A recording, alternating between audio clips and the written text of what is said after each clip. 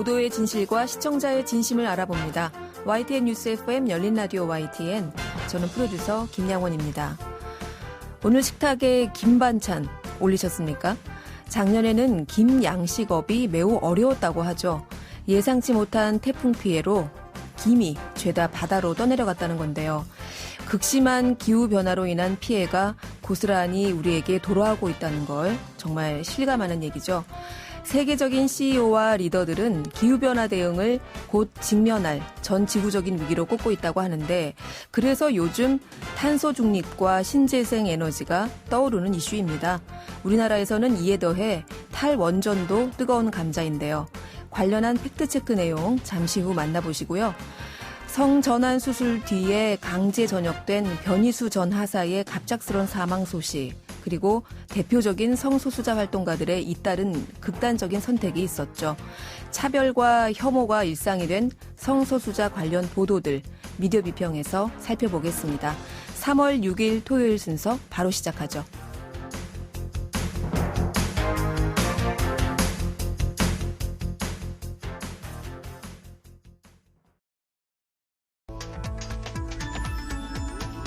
미디어가 전하는 이슈에 대한 다양한 분석과 팩트체크까지 바로 보고 뒤집어 보고 꼭꼭 씹어보기 위한 미디어 비평 프로그램 열린 라디오 YTN.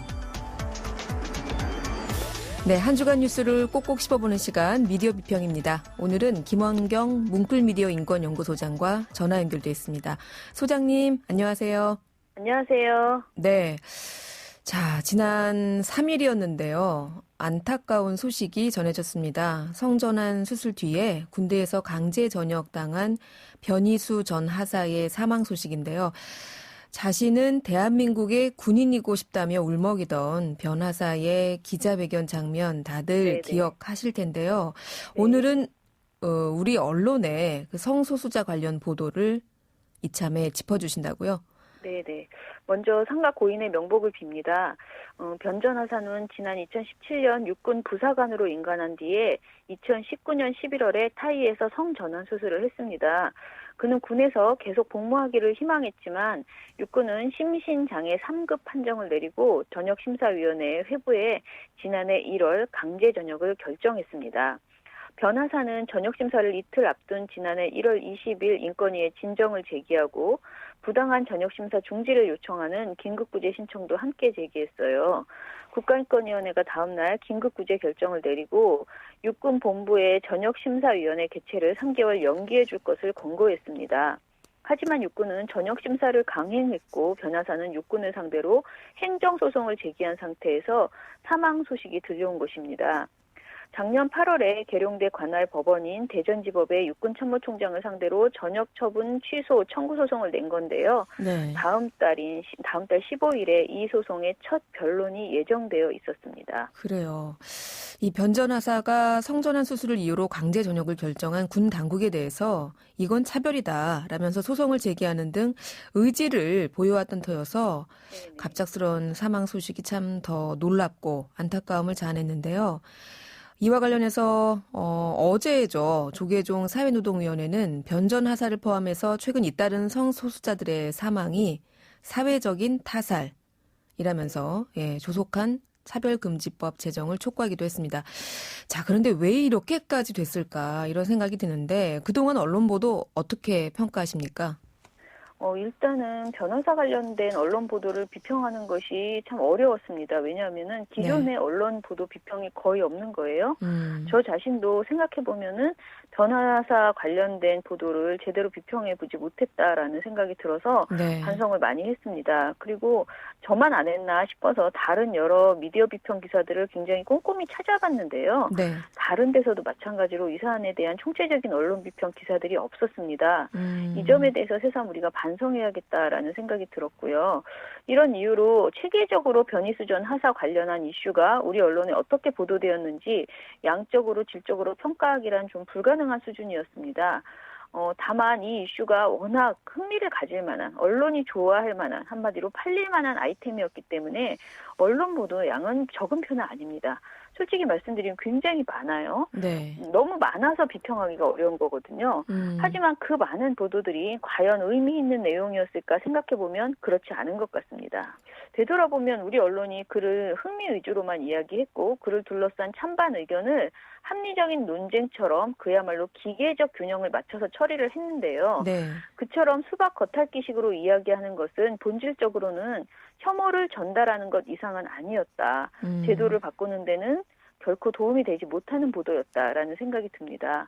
그리고 그야말로 이 주제를 가지고 클릭수만 높이려는 시도를 하는 것이 아니고 이 주제와 관련해서 심도 있는 공론장이 형성될 수 있도록 인권의 관점에서 거듭 고찰하는 보도들이 나왔어야 합니다. 그런 측면에서 우리 언론의 보도는 낙제점이 아니었나 생각합니다. 네, 지난해 초죠. 이 변전화사 관련된 내용들이 언론에서 브리핑되고 논란이 일었을 때 그 보도됐던 기사 가운데 가장 그 기억에 남는 게 이런 거였어요. 남성으로 복무하던 군인이 성전환을 했다고 해서 이걸 여성으로 봐야 하는가? 또는 뭐 군 내부에서 여군들이 반대한다. 이런 주장들이 생각나거든요. 예, 맞습니다. 작년에 동료 여군들이 불편해할 것이라는 그런 주장, 뭐 무서워한다, 불편해한다, 또는 그런 심리적인 문제가 아니고 상대적으로 선발 경쟁률이 낮은 남군 부사관으로 입대해서 선발 경쟁률이 높은 여군이 되는 것은 불공정하다. 이런 주장이 있었습니다. 심지어 일간지에는 이런 주장을 하는 기고문도 실렸습니다. 여군들이 이런 목소리를 내고 있다라는 보도도 나왔고요. 이런 주장을 하는 댓글도 많이 있었습니다. 작년에 그런데 이와 관련해서 오마이뉴스에 군인권센터 김형남 사무국장이 쓴 기고문에서 적절한 반론이 나왔거든요. 그래서 제가 이걸 조금 전해드리고 싶습니다. 김형남 사무국장은 우리 군은 3군 사관학교 수석 졸업자를 여생도가 휩쓰는 시대에 사관학교 여생도 입학 정원 상황까지 촘촘히 정해두면서 여군의 총원 비율을 제한하고 있다라고 말하고 있습니다. 대부분의 여군에게 상위 계급으로의 진출은 여전히 유리천장으로 막혀 있다는 것이 통설이고요. 온 나라 곳곳의 병영에서는 요즘 뒤늦게 여자 화장실을 짓느라고 정신이 없다고 합니다. 여군들은 아직도 막사에 변변한 여자 화장실이 없어서 이 건물 저 건물을 찾아다니거나 눈치껏 남자 화장실을 쓰고 있다는 것이죠. 그런데 이런 불편함이 변희수 씨 탓이 아니잖아요. 그런데 변희수 씨 관련해서 느닷없이 여군의 불편함을 평소에는 제대로 보지도 않던 사람들이 여군의 불편함을 계속 이제 근거로 갖다 댄 거였죠.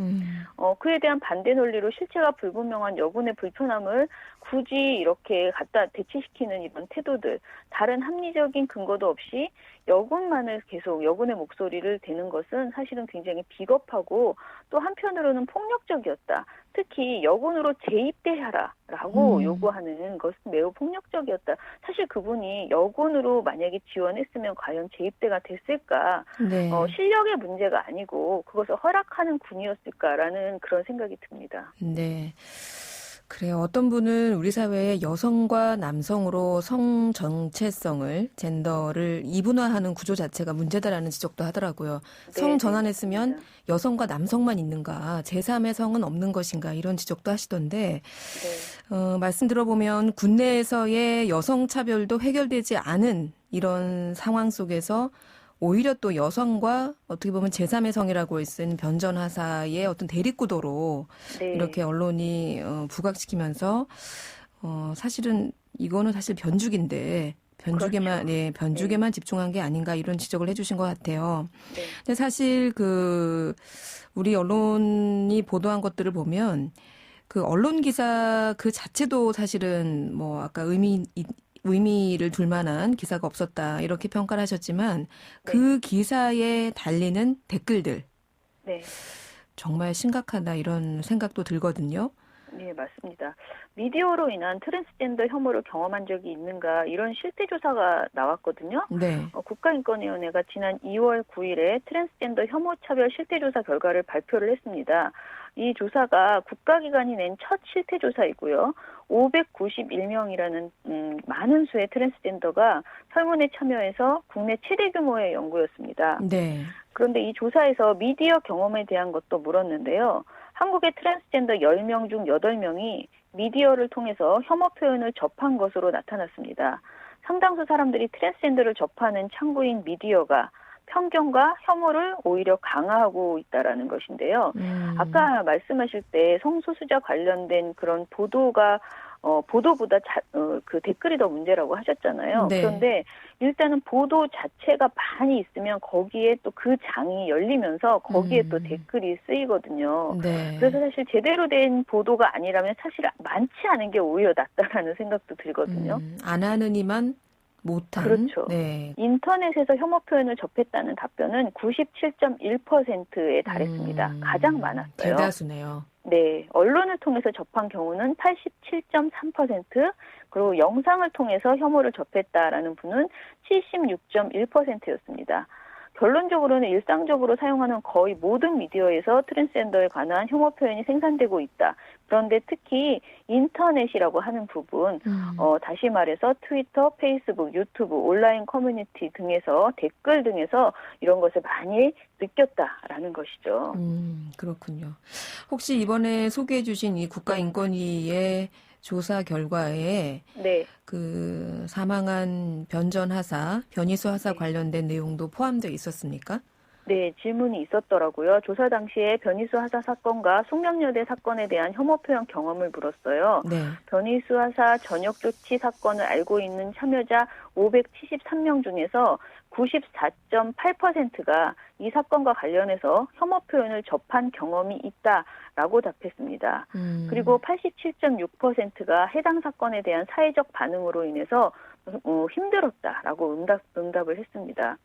숙명여대 신입생 트랜스젠더 A씨의 입학 포기 사건을 알고 네. 있었던 참여자도 있었는데요. 이분들 중에서, 그러니까 568명 중에서 97.9%가 마찬가지로 이 사건과 관련해서 혐오 표현을 접한 경험이 있었고, 네. 91.5%가 사회적 반응으로 인해서 힘들었다고 응답을 했습니다. 네. 이번에 이 변전하사의 사망 소식, 그리고 그에 앞서서 사실은 그 성소수자 활동가시죠. 김기홍 제주 퀴어문화축제 조직위원장의 사망 소식도 사실은 잇따라 전해졌었죠. 네, 매우 안타까운 소식인데요. BBC 보도 중에서 이런 말이 있어요. 2017년 랭캐스터 대학 트랜스젠더 자살 연구에 관한 언급이었는데요. 네. 트랜스젠더는 다른 LGBT 사람들보다 자살할 확률이 2배 높다라고 합니다. 수차례 동료 검토 연구들을 살펴본 결과 트랜스젠더는 의료 서비스에 대한 접근성이 낮아서 더 큰 부담을 느끼고 있다라고 이 연구는 말했는데요. BBC 보도는 코로나19 상황에서 모든 의료적 지원이 코로나와 관련돼서 되고 있잖아요. 네. 이런 상황이다 보니까 트랜스젠더들이 느끼는 의료적 위기를 짚었는데요. 우리나라는 이런 정도의 보도는 전혀 찾아볼 수 없고 정치인의 혐오 표현을 아무 문제의식 없이 그야말로 제대로 된 비판의식 없이 그대로 옮기면서 확대 재생산해주고 있는 것이 우리의 현실이죠. 아까 말씀하신 김기용 위원장은 페이스북에 이런 글을 썼습니다. 지쳤다. 보이지 않는 시민과 보고 싶지 않은 시민을 분리하는 것 자체가 모욕이다. 바로 서울시장 선거에서 안철수 국민의당 예비후보가 퀴어 축제를 거부할 권리를 제기하고 소모적 공방만 벌린 데 대한 서름과 절망을 표출했던 것인데요. 저는 혐오로 지지층을 결집시키려는 정치인들과 이런 부적절한 발언들을 비판 없이 대서특필해주는 언론의 행태부터 중단되어야 한다라고 생각을 합니다. 네. 자, 이렇게 성소수자에 대한 혐오, 차별 이런 것들을 정치적으로만 소비하는 틀에서 이제는 좀 벗어나야 하지 않겠나 이런 말씀이신데 네네. 그러려면은 사회적인 소수자, 약자들에 대한 차별을 금지하는 법제화를 서둘러야 한다는 지적도 있던데요. 네. 차별금지법이라고 하죠. 지금 뭐 진행 상황이 어떻던가요? 진행 상황이라고 할 것이 사실 별로 없는데요. 사실 국회 계류 중이거든요. 국회 네. 법사위에 계류 중인데 장혜영 의원, 그 정의당 의원을 중심으로 한 그 차별금지법 안과 그리고 국가인권위원회에서 제안했었던 그 평등법 네. 이 두 가지가 다 법사위에 계류 중에 있는 것으로 알고 있고요. 논의를 해야 되는데 사실 이게 굉장히 뜨거운 감자잖아요. 네. 그리고 사실 제가 생각하기에는 관련해서 여러 차례 실패한 경험이 있습니다. 그래서 국회의원분들이 이것에 대해서 너무나 지나치게 소극적으로 대하고 있다. 한마디로 이 뜨거운 감자, 폭탄이 나에게서 터지지 않기를 바라는 그런 마음으로 회피하고 있는 것이 아닌가 이런 생각이 듭니다. BBC 방송에서요, 한국에서 LGBTQ가 되는 것은 종종 장애나 정신병으로 여겨지며 영향력 있는 보수 교회로부터 죄인 취급을 받는다면서 이런 말을 했습니다. 한국엔 차별금지법도 존재하지 않는다. 저는 이 말이 너무 가슴이 아팠거든요. 네. 부끄럽다는 생각이 들었어요. 프랑스의 AFP 통신도 한국에선 보수교회와 일부 시민단체의 거센 반발로 인해서 지난 14년 동안 차별금지법 통과가 10여 차례 무산됐다라고 설명했습니다.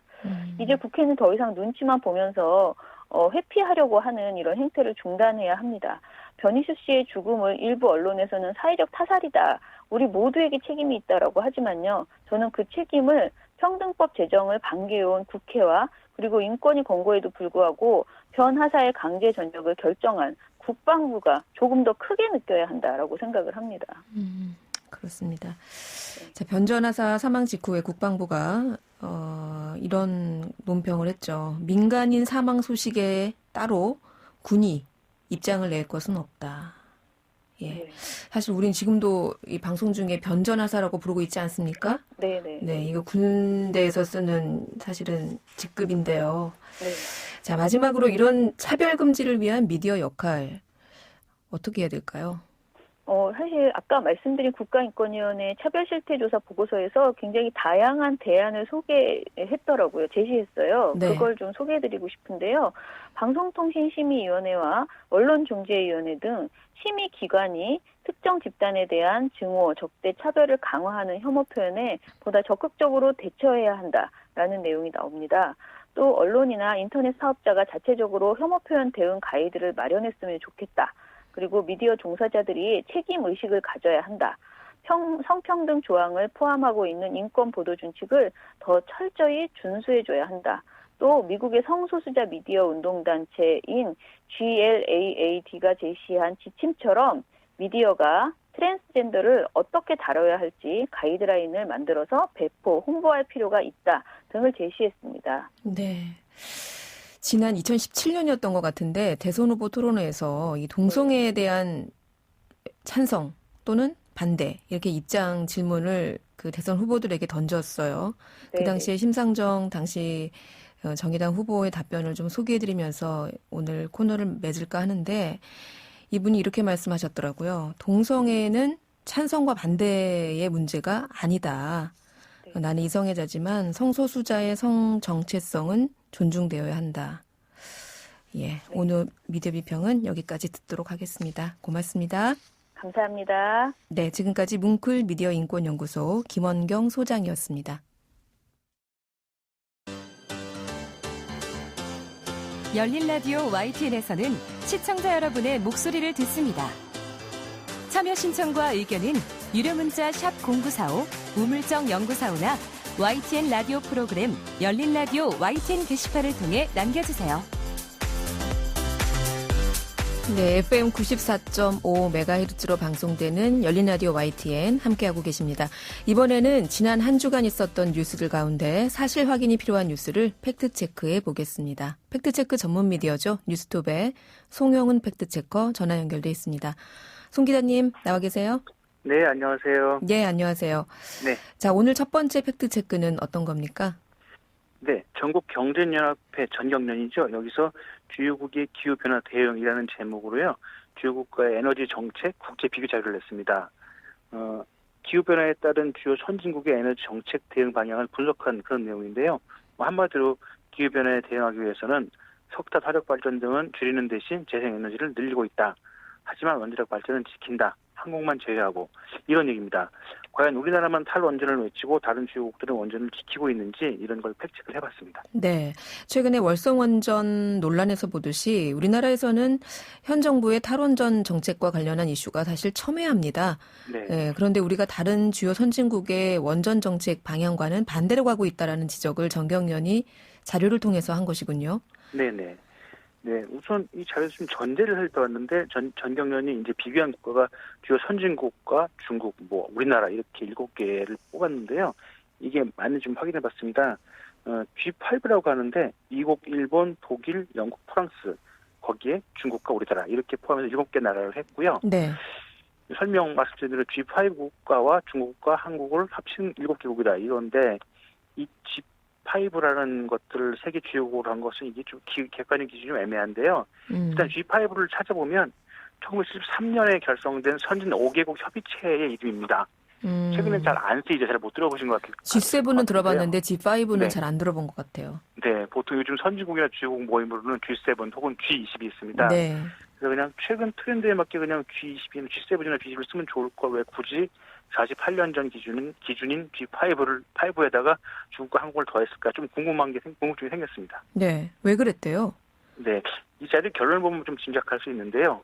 결론이 주요국들은 공통적으로 재생에너지 발전 비중 확대와 화력 발전 비중 축소 기조를 보였고 독일과 한국을 제외한 5개국은 탄소 배출 감축과 안정적 전력 공급을 위해서 원전을 확대하거나 유지할 계획을 세운 것으로 나타났다. 이게 결론이었습니다.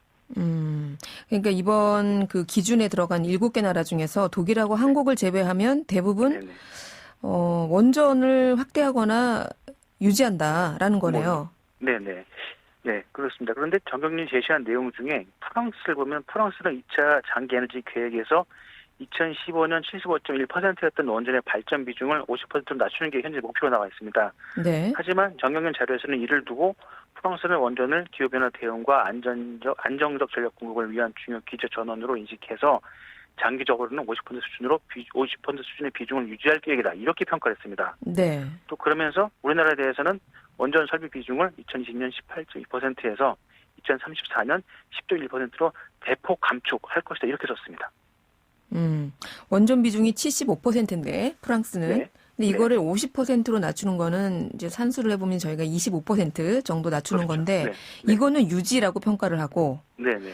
반면에 우리나라는 지금 원전 비중이 18.2%인데 이거를 네네. 10% 정도로 줄이는 거, 그러니까 8%포인트 정도 줄어드는 건데 이거는 대폭 감축. 네. 뭔가 주관적이라는 해석이라는 생각이 드는데 네네. 좀 객관적인 자료 없어요? 네네.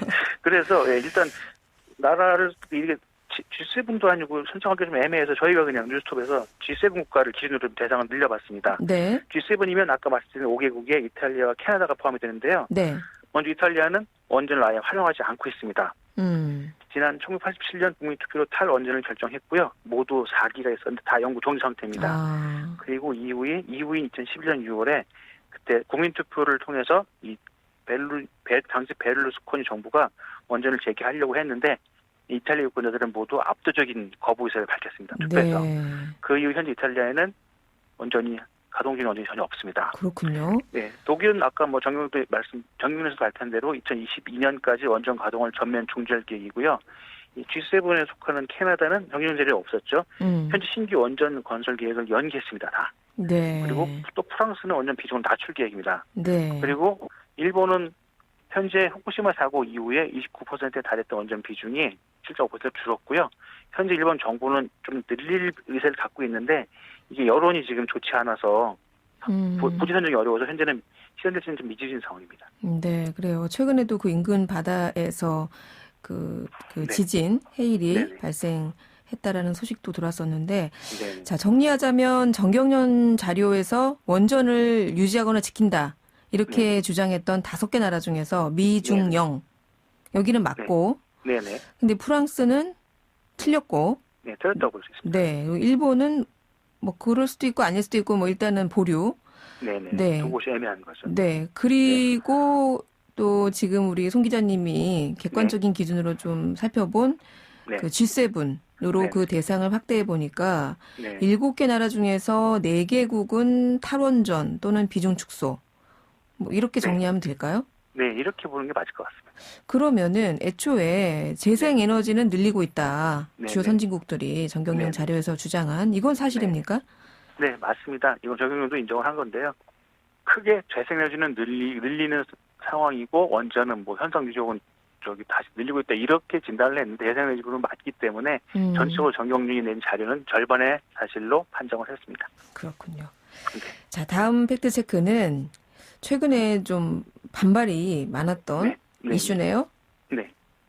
이 중국이 세종대왕과 김연아 등 한국의 뭐 위인이나 주요 인물을 조선족으로 분류했다 이런 내용입니다. 최근 김치 사건도 있었는데 이 김치에 의해서 우리나라 주요 인물들도 중국 사람을 둔갑시키려 한다 이른바 문화공정 이런 내용인데요. 네. 살펴보면 지난해 11월 중국의 한 게임 회사가 새로 출시한 게임에 등장한 한복 의상을 두고서 중국 네티즌들이 이거 중국 명나라 의상과 비슷하다. 한국 고유 복장이 아니다. 이렇게 하면 시작이 됐고요. 네. 이 논란 이후 김치가 또 대상이 됐고 그러자 이번에는 세종대왕과 김연아 선수 같은 뭐 한국을 대표하는 인물들도 이 조선족으로 분류하는 거다 이런 주장이 제기됐습니다. 그러면서 국내 한 언론사가 지난 2월 6일자 기사에 세종대왕 김연아가 조선족 돈 없는 중국이 한국 빼앗기라는 제목 기사를 보도했고요.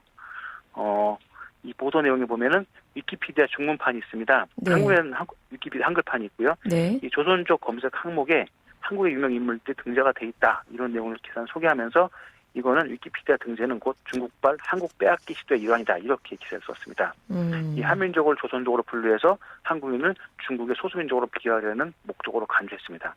그러자 유튜브 댓글 중에서는 이 김연아를 조선족으로 표기해서 한국인을 중국 내 소수민족인 조선족과 동일시하는 시도다 이런 평가가 줄을 이뤘습니다. 네.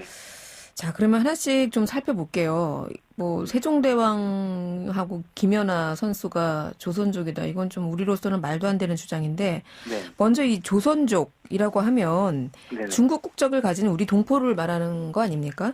네, 이게 좀 여기부터 좀 자세히 따져봐야 되는데요. 네. 우선 우리 기준이 있습니다. 한국의 기준이 있는데 한국에서 조선족은 이 법무부의 외국 국적 동포의 국적 회복 등에 관한 업무 처리 지침 페이지에 보면 중국 국적 동포를 중화인민공화국이 성립된 1949년 10월 1일 전에 한반도 및 그 부속 도서에서 중국 등지로 이주하였거나 중국 등지에서 출생한 자 및 그의 직계 비속어로 정의하고 있습니다. 네. 또 제3조에서는 중국 국적 동포가 1949년 10월 1일부로 중국 국적을 취득함과 동시에 대한민국 국적을 상실한 것으로 간주함 이렇게 명시하고 있습니다. 그러니까 중국이라는 나라가 현대에 설립된 이후에 이주했거나 출생했거나 그렇죠. 예, 네. 대한민국 국적을 포기했거나 이런 경우에는 이제 중국 동포다. 네네.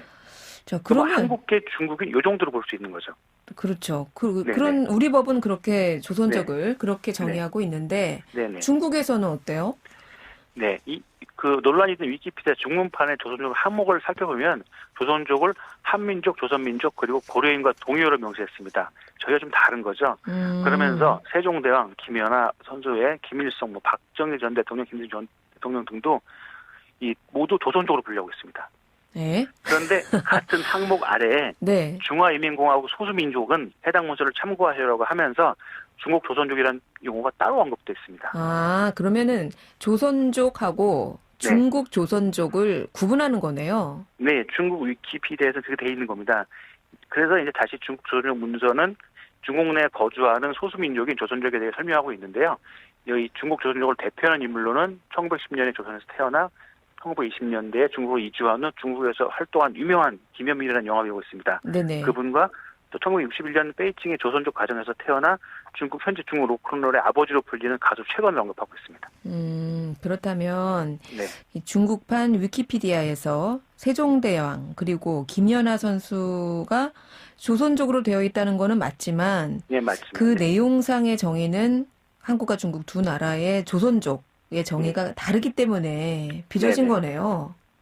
네, 그렇습니다. 정리하면 중국 위키피디아에서는 조선족은 한국인을 지칭하는 또 다른 표현이고 그 대신 우리가 생각하는 조선족, 그거는 중국의 소수민족인 중국 조선족이라는 별도의 분류가 따로 있습니다. 네. 그래서 중국 위키피디아에는 김연아의 국적은 한국으로 표기되어 있고 세종대왕은 조선국의 왕이라고 표기가 되어 있습니다. 그렇군요. 네. 자, 그러면 두 번째로 이 중국 포털이죠. 바이두. 네. 여기서 윤동주 시인을 조선족으로 분류했다. 이건 어떻습니까?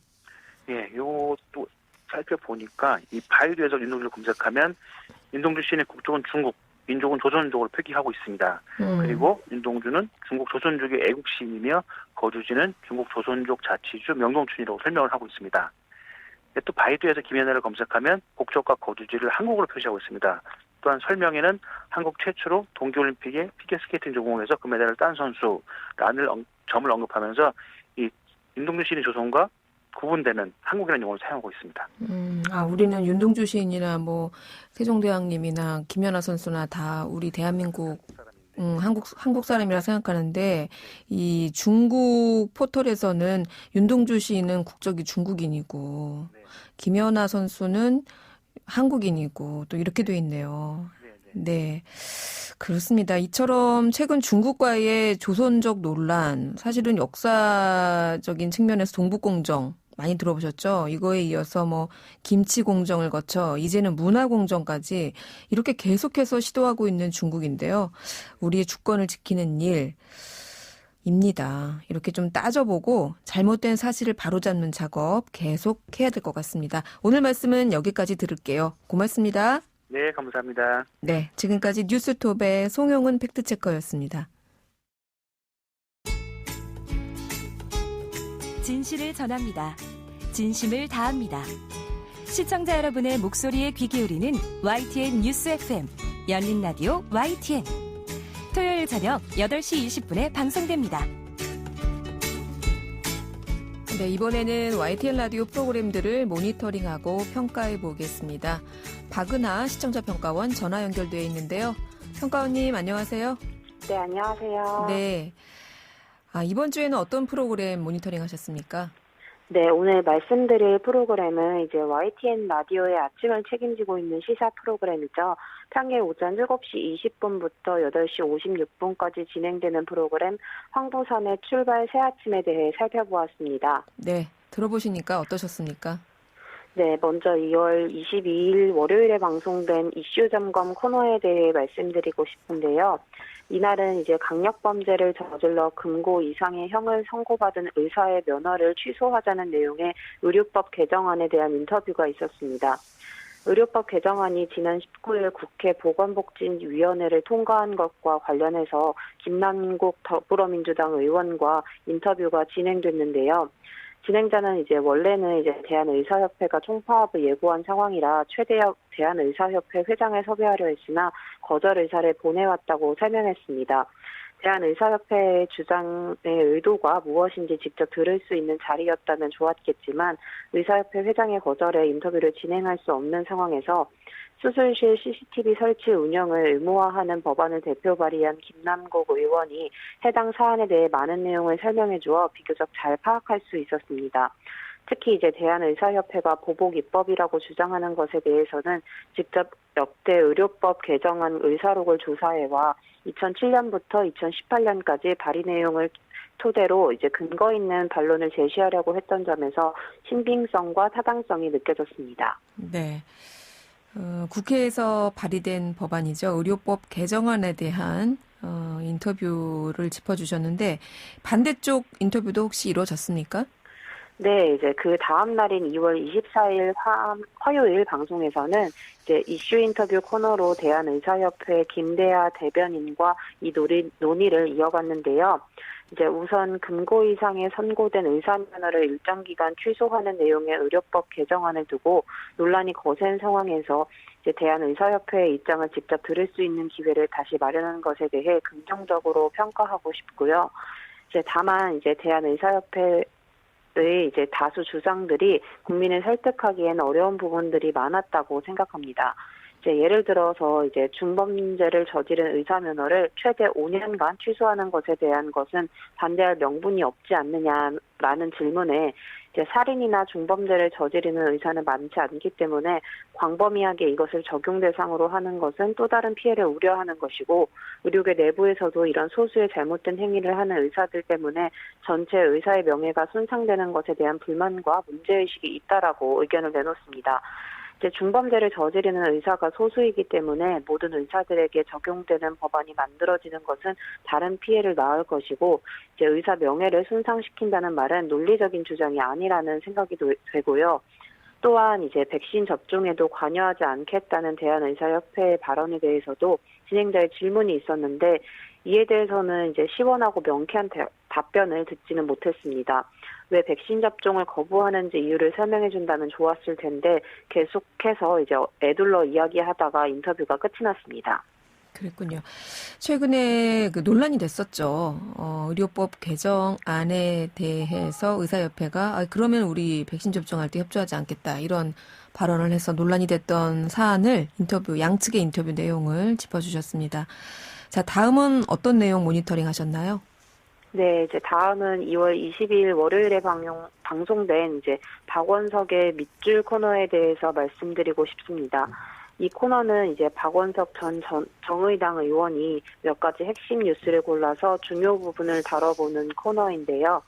이날은 신현수 민정수석의 사퇴 번복과 박범계 장관의 패싱 논란 등을 다루었습니다. 많은 뉴스 가운데 해당 뉴스를 선정해 박 전 의원이 밑줄까지 친 이유를 간단히 짚어준다면 청취자도 보다 공평한 시각으로 이슈를 살펴볼 수 있지 않을까라는 생각입니다. 네, 오늘은 황보선의 출발 새 아침에 대한 시청자 평가원의 의견 들어봤습니다. 오늘 말씀 고맙습니다. 네, 고맙습니다. 네, 지금까지 박은하 시청자 평가원이었습니다.